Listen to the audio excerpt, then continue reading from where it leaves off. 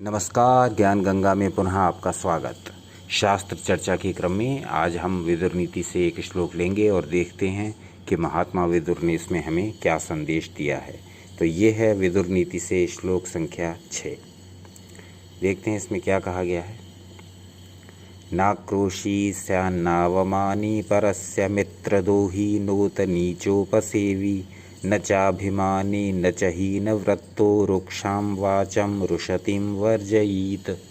अर्थात दूसरों को न तो गाली दे और न उनका अपमान करे, मित्रों से द्रोह न करे तथा नीच पुरुषों की सेवा न करे, सदाचार से हीन तथा अभिमानी न बने, घमंडी न बने, रूखी तथा रोष भरी वाणी का परित्याग करे। ये सब बातें सदाचार के अंतर्गत आती हैं और इनको महात्मा विदुर ने स्पष्ट रूप से बताया है कि ये कर्म हमें नहीं करने चाहिए। फिर से स्पष्ट कर लेते हैं। दूसरों को न तो गाली दे और न ही उनका अपमान करे, मित्रों से द्रोह न रखे, द्वेष न करे, मित्रों से शत्रुता न रखे और नीच पुरुषों की सेवा न करे। जो व्यक्ति दुष्ट है, नीच है, ऐसे व्यक्तियों के साथ संपर्क छोड़ दे। सदाचार से हीन यानी अपने आचरण पर ध्यान दे कि हम क्या कार्य कर रहे हैं, क्या हम कोई गलत कार्य में संलग्न तो नहीं होते जा रहे हैं। तो ऐसे व्यर्थ के और नीच कार्यों को त्याग दे, तो सदाचार का पालन करे और अभिमानी ना हो, घमंड बिल्कुल ना करे, गर्व का परित्याग करे, रूखी तथा रोष भरी वाणी का परित्याग कर दे।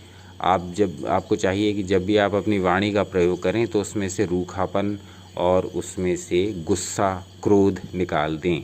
तभी उसके लिए कहा गया है रूखी तथा रोष भरी वाणी का परित्याग करें। क्यों करें, इसके बारे में अगले श्लोक में बताते हैं। श्लोक संख्या 7 में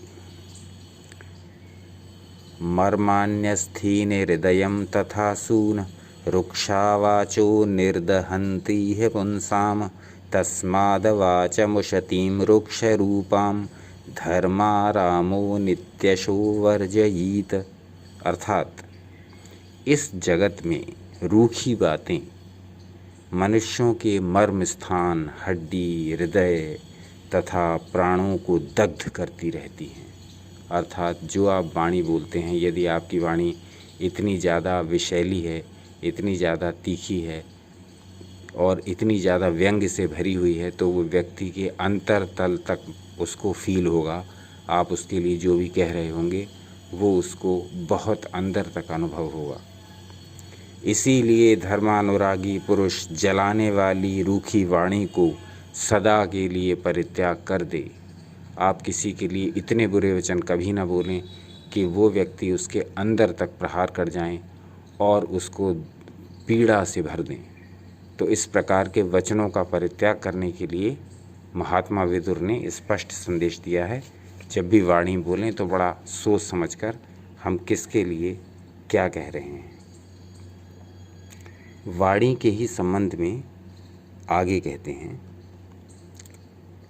अरुन्नुदं परुषं रुक्षवाचं वाक्पटकैर्वितुदन्तं मनुष्यान् विद्यादललक्ष्मीकतमं जनानां मुखे निषद्धां निर्ऋतिं वैवहन्नम्।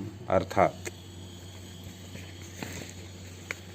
जिसकी वाणी रूखी और स्वभाव कठोर है, जो मर्म पर आघात करता है और वाग बाणों से मनुष्य को पीड़ा पहुंचाता है। वाग बाण माने वाणी के बाण, वाणी के बाणों से पीड़ा पहुंचाता है। यानी उसकी वाणी ऐसा लगता है जैसे तीर की तरह उसके शब्द आए और आपके हृदय में चुभ गए, इसीलिए इसको वाग बाण कहा है। तो इसका पूरा अर्थ समझ लेते हैं।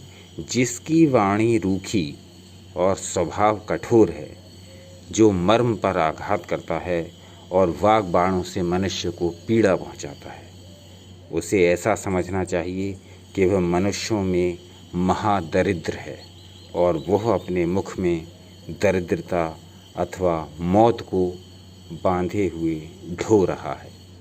तो महात्मा विदुर ने ऐसे व्यक्ति की बहुत निंदा की है जिसकी वाणी हमेशा दूसरों को पीड़ा और कष्ट पहुंचाते हुए उसको दिन रात दग्ध करती रहती है। ऐसे मनुष्य के लिए महात्मा विदुर ने महादरिद्र और नीच शब्द का प्रयोग किया और मौत उसके पीछे लगी रहती है।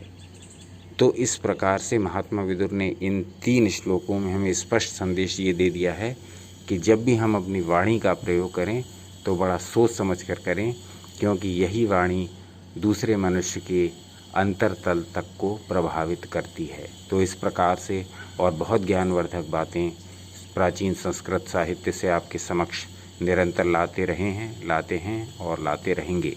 देखते रहिए आपका अपना चैनल ज्ञान गंगा। अपना अमूल्य समय हमें देने के लिए बहुत बहुत धन्यवाद।